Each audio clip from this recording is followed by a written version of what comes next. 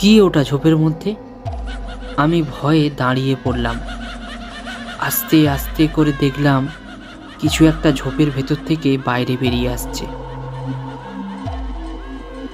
আজকের গল্পটি একটি সত্য ঘটনা অবলম্বনে।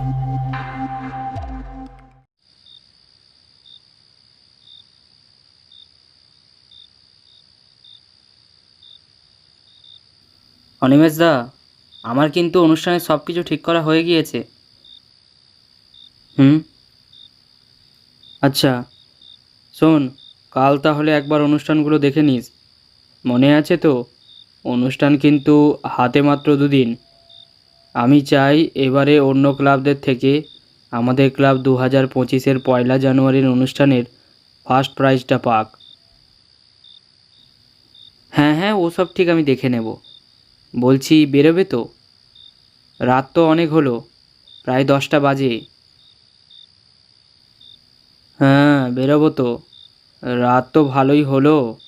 বাকিরা তো সব পাট গুছিয়ে কখন চলে গেছে।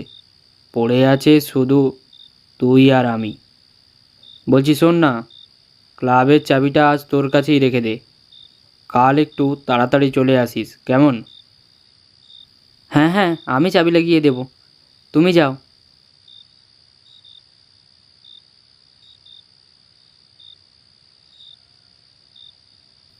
অনিমেষদা কিছুক্ষণ আগেই বেরিয়ে গেছে। আমিও সবার শেষে ক্লাব ঘরের চাবিটা দিয়ে বেরিয়ে পড়লাম।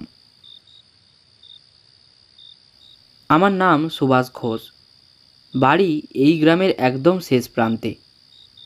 বাবার দয়ায় একটা সরকারি চাকরি পেয়েছি, এখন সেটাই করছি। কিন্তু আমার একটা শখ রয়েছে, সেটা হলো নাটক করা।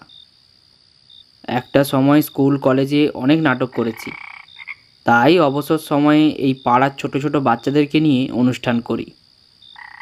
আর 2 দিন পর নতুন বছর, সেই জন্যই ক্লাব থেকে কিছু অনুষ্ঠানের আয়োজন করা হয়েছে।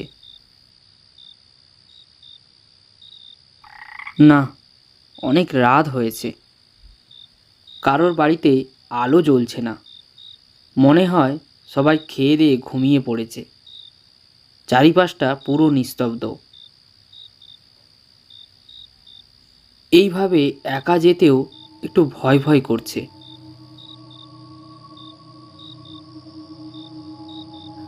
তবুও এই জায়গাটা নিয়ে অতটা চিন্তার বিষয় নয়। আসল চিন্তার বিষয় হলো আর একটু এগোলেই তালদিঘি বলে একটা জায়গা পড়ে, যার বাম দিকে একটা বিশাল বড় দিঘি আছে। আর ওটাই হলো সেই তালদিঘি।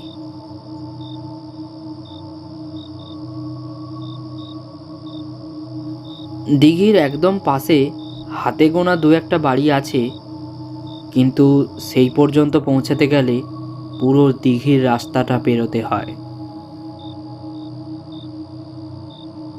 সেই রাস্তার ধারে অনেক বাঁশ গাছ আর অনেক ঝোপঝাড় আছে।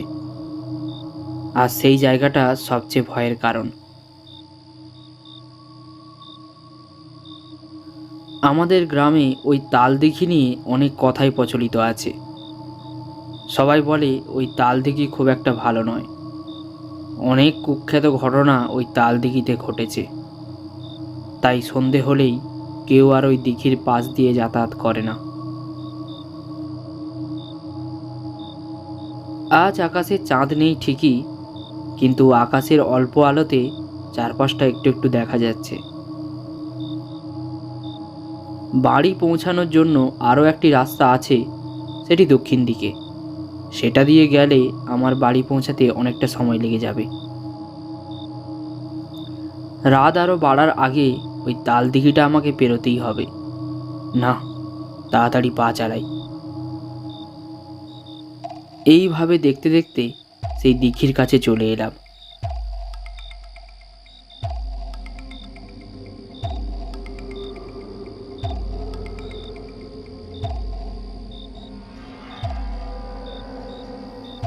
হঠাৎ আমি দাঁড়িয়ে পড়লাম।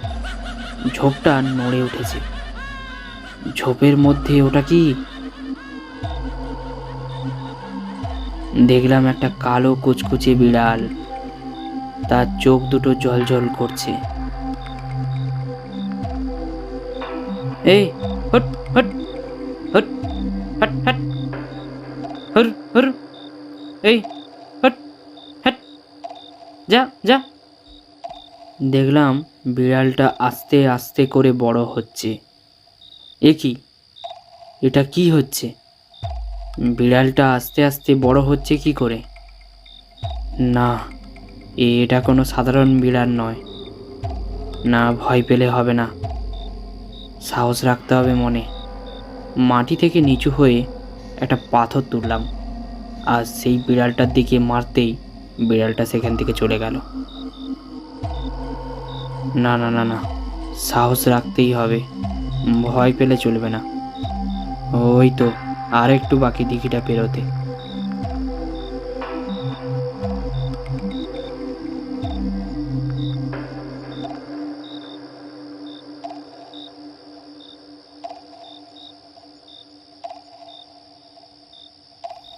হঠাৎ আমি পেছন থেকে কিছু একটা আভাস পেলাম। কেউ যেন আমার পিছু করছে।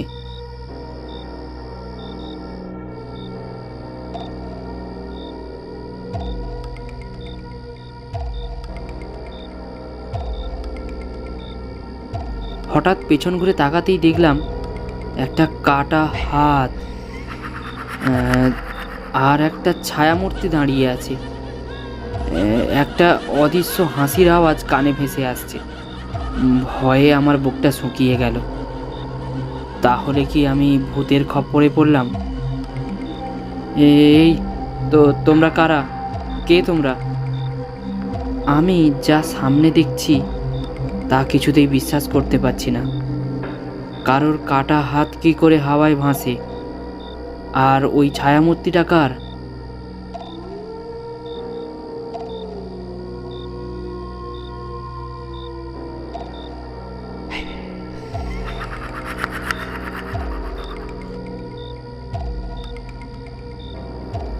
যদি আমাকে বাঁচতে হয় তাহলে এখান থেকে আমাকে এখনই পালাতে হবে।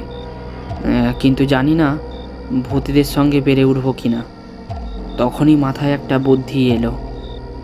এই দিঘির পাশেই দু একটা বাড়ি আছে, ভাবলাম তারই কোনোটাতে একটা আশ্রয় নেব। দৌড়তে লাগলাম সামনের বাড়িটার দিকে। বাঁচাও, বাঁচাও। ভয়ে আতঙ্কে একটা ঘরের দরজার সামনে গিয়ে আছড়ে পড়লাম।